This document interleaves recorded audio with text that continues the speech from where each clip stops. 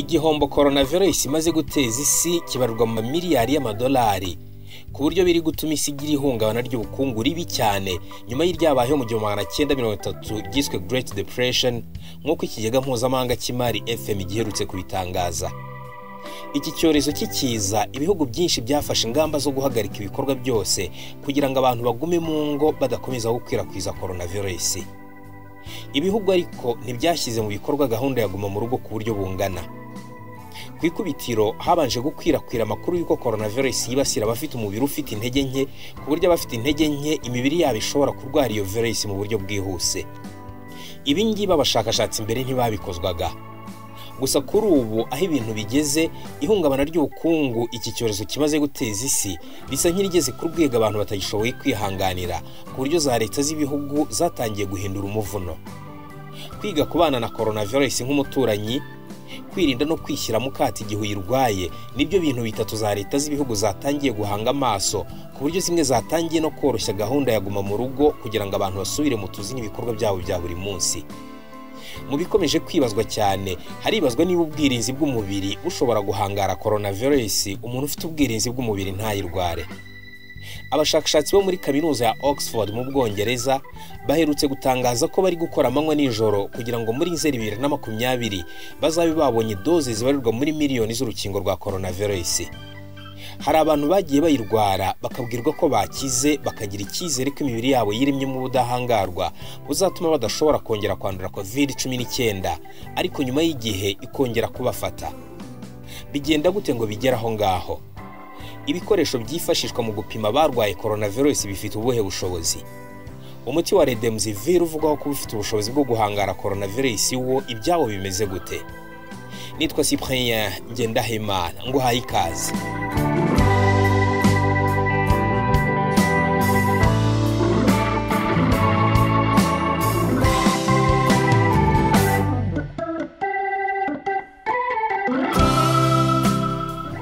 Kuba abahanga mu by'ubuvuzi bataramenya byinshi kuri coronavirus bikomeje gutuma hibazwa ibibazo byinshi kuri iyi virus imaze guhitana ababarirwa mu bihumbi magana. Abahanga muri siyansi bo muri Australia bavuga ko bavumbuye uburyo bwirinzi bw'umubiri burwanya coronavirus itera COVID-19.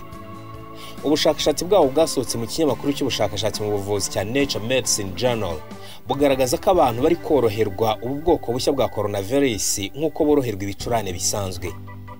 Ubu bushakashatsi bwabo bahanga muri siyansi bo mu kigo Peter Doherty Institute for Infection and Immunity cyo muri kaminuza ya Melbourne bwashimagijwe n'izindi mpuguke muri siyansi zivuga ko ari intambwe y'ingenzi itewe mu bushakashatsi bugamije gusobanukirwa byimbitse coronavirus. Abo bashakashatsi bavumbuye iki? Hari abantu benshi bakize COVID-19 bivuze ko byari bisanzwe bizwi ko ubwirinzi bw'umubiri w'umuntu bushobora kwica burundu iyi virus. Ariko ubu noneho ku nshuro ya mbere ubushakashatsi bwavumbuye amoko ane y'utunyangingo turwanya COVID-19. Twatahuwe bakurikirana umurwayi wari urwaye byoroheje iyo virus kandi utari usanzwe afite ubundi burwayi. Uwo mugore w'imyaka 47 y'amavuko wo mu mujyi wa Wuhan mu Bushinwa yari yagiye ku bitaro byo muri Australia akira mu gihe cy'iminsi 14. Professor Kedzierska avuga ko itsinda ry'abashakashatsi bagenzi be basuzumye uburyo bwose uko bwakabaye bw'uko ubwirinzi bw'umubiri burwanya iyo virus muri uwo murwayi. Iminsi 3 mbere y'uko uwo mugore atangira koroherwa, hari utunyangingo twihariye twabonwe mu maraso ye. Ni utunyangingo tumeze neza nk'utugaragara ku barwayi b'ibicurane cyangwa influenza mbere y'uko bakira nk'uko Professor Kedzierska yabivuze. Byafashe ibyumweru binabahanga muri siyansi barenga 10 kugira ngo bagere kuri iryo sesengura. Mu kwezi kwa mbere kwa 2020 icyo kigo cya Peter Doherty Institute for Infection and Immunity cyabaye icya mbere cyo hanze y'Ubushinwa gishoboye kwigana muri laboratoire uko iyi virus iteye. Umunyamakuru wa BBC James Gallagher w'inzobere mu nkuru za siyansi n'ubuzima yakoze kuri iyi ngingo yerekeranye n'icy'ubwirinzi bw'umubiri bwafasha mu guhangara coronavirus. Ubwirinzi bw'umubiri mu kurwanya indwara buza mu byiciro bibiri. Icyiciro cya mbere ni igihora cyiteguye kurwanya ikintu cyose kibangamiye umubiri kiwugezemo. Ni nk'ubutabazi bwihuse burekura ibinyabutabire bitera ubushyuhe hamwe n'insoro zera mu maraso ibyo bita globule blanc bigatwika uturemangingo twagezweho n'uburwayi. Gusa ubu buryo ngo ntibukora kuri coronavirus kuko butayimenya, ibyo bigatuma butayikurinda igihe wayanduye. Ikiba gikenewe iyo bigenze gutyo, buno uburyo bwa kabiri bw'imikorere nk'iyo bushobora kuyimenya. Ubwo buryo burimo insoro zikora uturinda mubiri cyangwa abasirikari b'umubiri antibodies zishobora kumenya iyi virusi no kuyihagarika, n'insoro zishobora gutera zikica uturemangingo twagezweho n'iyo virusi. Ibyo bifata igihe. Hari ubushakashatsi bugaragaza ko bifata iminsi 10 ngo umubiri utangire gukora uturinda mubiri dushobora kubona no kurwanya coronavirus, kandi hari abarwayi bafite umubiri ukomeye ubasha gukora ubwo buryo bwo kwirinda. Iyo ubu buryo bw'ubwirinzi bw'umubiri bushya bukomeye bihagije, buba bushobora guha umubiri kwibuka iyo virusi mu buryo buhoraho, ku buryo igihe cyose igarutse mu mubiri ubwirinzi bwawo buyirwanya. Ntabwo biramenyekana neza niba abantu bagira ibimenyetso byoroheje gusa cyangwa batabigira umubiri wabo ukora ubu buryo bushya bw'ubwirinzi. Ubwirinzi bw'umubiri bugira ubushobozi bwo kwibuka kimwe n'uko ubwonko bwibuka. Ubwo bwirinzi bwibuka neza indwara zimwe na zimwe, ariko rimwe na rimwe bukibagirwa izindi. Ubu bwirinzi bwibuka cyane indwara nk'iseru, kuyirwara rimwe ukayikira, bigaha ubwirinzi bw'umubiri wawe ubushobozi buhoraho bwo kwibuka no kuyirwanya, ariko hari izindi bwibagirwa kenshi. Abana bashobora kurwara indwara zo mu buhumekero ziterwa na virusi inshuro zirenze imwe mu gihe kimwe cy'ubukonje. Coronavirus nshya itera COVID-19 ntabwo iramara igihe kinini ngo abahanga bamenye igihe ubwirinzi bw'umubiri bumara bukiyibuka. Gusa hari izindi coronavirus 6 zifata abantu zatanga ishusho yabyo. Enye muri izo coronavirus zigira ibimenyetso nk'iby'ibicurane, ubwirinzi bukaba buzibagirwa vuba. Ubushakashatsi bwerekanye ko bamwe mu bazikize bashobora kongera kuzirwara mu mwaka umwe gusa, ariko ibicurane byazo ngo bikaba byoroheje. Hari izindi coronavirus 2 ziteye ibibazo bikomeye. Imwe ni ya SARS itera ibimenyetso bikomeye mu buhumekero, indi ikaba ya MERS, zombi zikaba zaragaragaye mu myaka yashize.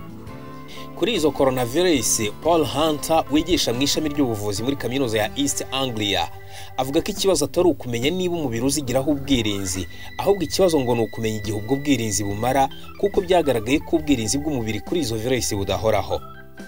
Ubushakashatsi ku basirikari b'umubiri bwerekana ko kuri SARS ubwirinzi bumara umwaka umwe cyangwa 2, nubwo bitazwi neza niba ari cyo gihe gusa bumara. Gusa nubwo ubwirinzi bw'umubiri bwaba budahoraho kuri izi virusi, kuyirwara bwa kabiri ntabwo bizahaza umubiri nk'ubwa mbere. Ibi birahita bitujyana kubongera kurwara COVID-19 kandi barigeze kwirwara bagakira. Hari amakuru atandukanye yagiye agaragaza ko hari abayirwaye inshuro zirenze imwe mu gihe gitoya. Hari abemeza ko atari ukuri ko umuntu ayandura kabiri. Hari n'abavuga ko iyi virusi igera ikamera nk'isinziriye ikihisha mu mubiri, ikazongera kwigaragaza mu gihe runaka. Gusa icyo abahanga muri siyansi bemeranyaho nuko hari abarwayi basuzumwa nabi bakabwirwa ko bakize kandi wenda atari ko bimeze. Iki kibazo cyagaragaye hirya muri Tanzania. Itabidi mkafanye uchunguzi wa masuala fulani kwenye hii national. Bizaba ngombwa ko mukora iperereza ku bibazo bimwe na bimwe kuri iyi laboratoire y'igihugu. Laboratoire ya leta ya Tanzania yari ishinzwe gupima coronavirus. Hari amakuru menshi avuguruzanya ku buryo budasanzwe. Twagiye tubona basohora imibare, abanduye inshuro nyinshi. Navuganye n'inzego zishinzwe umutekano n'ubwirinzi muri iyi minsi, ntanga icyerekezo cy'uko abantu bagenzura imiterere y'ibi bipimo. Ibyo bipimo bimeze bite? Ibyo bikoresho bimeze gute? Kenshi nakunze kuvuga ko ikintu cyose uhawe atari ko kigomba kukubera cyiza. Abantu bashobora kuba bakora neza, ibyo bikoresho bishobora kuba bikora, ariko nanone abantu bashobora kubyica nkana, kuko uru ni urugamba turimo. Ndamushimira cyane umunyamabanga mukuru mushya Professor Muchembe. Baragiye bakora ibintu bikurikira bakoresheje ibikoresho byacu. Twafashe ibipimo by'ihene, dufata ibipimo by'intama, dufata ibipimo by'ipapayi, dufata ibipimo by'amavuta y'imodoka n'ibipimo by'ibindi bintu bitandukanye, tubijyana kuri laboratoire, ariko bo batabizi tubiha amazina.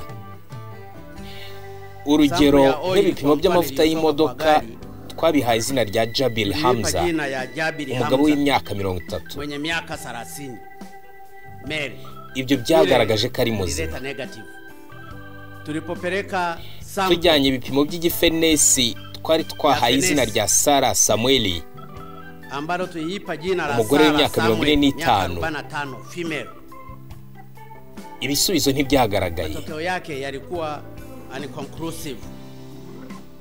Tujyanye ibipimo Tulipopeleka sample by'ipapayi twahaye izina ya rya papai, Elizabeth Anne, umugore w'imyaka 26, miaka 26, female. ibisubizo byagaragaje ko afite coronavirus. Papai lile lilikuwa positive. Bivuze ko amazi yavuye muri iyo papayi yari afite virusi ya corona. Maana yake maji mle ndani zilizotolewa mle kwenye papai ni positive. Twajyanye ibipimo by'inyoni y'inkware, ibisubizo bigaragaza ko irwaye. Imekuwa positive. Twajyanye ibipimo by'urukwavu, ibisubizo ntibyagaragara. Twajyanye ibipimo by'ihene basanga yaranduye. Tujyana iby'intama basanga ni nzima, n'ibindi n'ibindi. Tukachukua kondoo akawa negative, na kadhalika na kadhalika. Nta muntu kugeza ubu urakiriye iyi virusi ngo yemere ko bayimutera nanone kugira ngo basuzume ubwirinzi bw'umubiri, ariko hari inguge ebyiri byakoreweho. Izo nguge zandujwe COVID-19 inshuro ebyiri, bwa mbere kugira ngo umubiri utangire gukora ubwirinzi, zongera guterwa virusi ku nshuro ya kabiri nyuma y'ibyumweru 3. Ubu bushakashatsi bwerekanye ko izi nyamaswa zisa n'abantu zitongeye kugira ibimenyetso by'iyo virusi nyuma y'icyo gihe gito yazongeye kuyanduzwa. Ibi bisobanuye ko niba umuntu afite abasirikari b'umubiri aba afite ubwirinzi butatuma yandura COVID-19. Abahanga mu bya siyanse bavuga ko ibi atari cyo bisobanuye, ari nayo mpamvu ishami ry'umuryango w'abibumbye rishinzwe ubuzima OMS riri kurwanya ibihugu bikoresha ibyitwa immunity passports mu koroshya amategeko ya guma mu rugo. Ibi ni nko kuvuga ngo abantu bafite ubwirinzi bw'umubiri bikaba byatuma badohoka ku ngamba zo kwirinda. Iki gitekerezo gishingiye ku kubukorewe ikizami cy'abasirikari b'umubiri bagasanga ahagaze neza bamureka agasubira mu kazi. Abarwayi hafi ya bose baba bafite urugero runaka rw'abasirikari b'umubiri, ariko si bose usanga abasirikari babo babakingira coronavirus ngo ntibigere mu tundi turemangingo tw'umubiri. Ubushakashatsi bwakorewe ku barwayi 175 bakize COVID-19 mu Bushinwa bwerekanye ko 30% byabo bari bagifite ikigero kiri hasi cyane cy'abasirikari b'umubiri batabasha kurwanya COVID-19. OMS igaragaza ko kuba umuntu yaba afite abasirikari b'umubiri bahagije bitavuze ko ari b'umubiri ukeneye mu gukumira, gukira no kumurinda iyi ndwara. Ikindi nuko kuba gusa warindwa n'utwo turinda mubiri bidasobanuye ko umubiri wawe utabana n'iyo virusi cyangwa ngo yanduze abandi. Nubwo bimeze gutyo, ubwirinzi bw'umubiri ni ingenzi ku buzima bw'umubiri wawe kuko bugena uburyo iki cyorezo cyakuzahaza cyangwa kikaba cyanakwica. Mu yandi magambo, ubwirinzi bw'umubiri ku kigero runaka butuma iki cyorezo kitazahaza umubiri wawe. Niba bigoye cyane ko umubiri ukora ubwirinzi wibuka by'igihe kirekire, bishobora no kugorana gukora urukingo cyangwa bigahindura uko urwo rukingo rwakoreshwa inshuro n'igihe rwakoreshwa. Igihe ubwirinzi bw'umubiri bumara bwibuka iyi virusi, nicyo kizatubwira niba hari amahirwe yo kubasha guhagarika ikwirakwira ryayo, iba ariko bikaba bitarabonerwa igisubizo. Hari abahanga muri siyanse bo muri kaminuza ya Oxford mu Bwongereza batangaje ko bagomba kuzaba barabonye amadoze nibura miliyoni y'urukingo rwa coronavirus mu kwezi kwa 9 uyu mwaka. Leta y'Ubwongereza ari nayo iri gutera inkunga uyu mushinga, ivuga ko idashobora gushyiraho itariki yo kubura urukingo rwabonetse, ariko abarwayi ba mbere b'iki cyorezo bagiye gutangira gukorerwaho igeragezwa ry'urwo rukingo. Gusa haracyari kare kwemeza niba uru rukingo ruzaba rukora neza cyangwa ngo rube rutateza ibindi bibazo ku buzima. Inzobere nyinshi zivuga ko byafata amezi hagati ya 12 na 18 kugera kuri urwo rukingo no gukora ingano yarwo nyinshi. Amatsinda y'abahanga agera nibura kuri 80 ku isi harimo na kompanyi nini z'imiti ari gushakisha uko yagera kuri uru rukingo, ndetse amwe yatangiye kurugerageza ku bantu. Ubushakashatsi buri gukorwa ku muvuduko udasanzwe, imirimo bundi ikorwa mu mwaka barareba uko yakorwa mu gihe cy'amezi. Itsinda ry'abahanga bo muri kaminuza ya Oxford rimaze igihe ryitegura icyorezo n'ubundi kimeze nka COVID-19 na mbere y'uko kibaho. Bari bamaze gukora virusi ifata inyamaswa nk'inguge yaherwaho hakorwa urukingo rushya. Iyo virusi bakaba barayihuje na coronavirus nshya itera COVID-19. Ibyavuyemo kubw'amahirwe nk'uko abashakashatsi babivuga ni virusi ishobora gutoza ubwirinzi bw'umubiri kurwana na COVID-19. Ikibazo gikomeye kuri ubu ni ukumenya niba urukingo rugiye kugeragezwa ruzakora neza. Professor Sarah Gilbert uyobora itsinda ry'ubu bushakashatsi avuga ko yizeye ko ruzakora neza ku gipimo cya 80%. Uretse urwo rukingo hari imiti yamaze kuvumburwa ivugwaho ko ishobora kuvura COVID-19. Muri yo hakaba harimo n'umuti witwa Remdesivir. Ubu ngo hari ibimenyetso bigaragaza ko uwo muti wa Remdesivir ushobora gufasha abantu gukira coronavirus nk'uko bivugwa n'abahanga mu by'ubuzima muri Amerika. Baravuga ko uyu muti ugabanya igihe ibimenyetso by'iyi ndwara bimara kuva ku minsi 15 kugera ku munsi 11 nk'uko ibyavuye mu bushakashatsi bwakozwe mu bitaro bitandukanye ku isi bibyerekana. OMS iherutse gushyira amakuru kuri internet avuga ko uwo muti udakora, gusa nyuma y'igihe gito aya makuru bahise bayavanaho. Amakuru arambuye kuri uyu muti ntaratangazwa, ariko inzobere zivuga ko cyaba ari igisubizo cyiza biramutse byemejwe kuvura. Remdesivir ubundi wakozwe ari umuti wo kuvura Ebola. Ni umuti urwanya virusi wibasira utunyangingo virusi ikenera kugira ngo yiyongere mu turemangingo tw'umubiri w'umuntu. Ikigo cya Amerika National Institute of Allergy and Infectious Diseases cyakoze igerageza ryawo ku bantu 1063. Bamwe muri abo bahawe uwo muti, abandi bahabwa utariwo neza, ibyo bita placebo. Dr. Anthony Fauci uyobora icyo kigo avuga ko ibyavuyemo ari uko Remdesivir igaragaza neza ko igabanya igihe cyo gukira COVID-19. Nta muti cyangwa urukingo byemewe ku rwego mpuzamahanga biraboneka bivura COVID-19 kugeza ubu.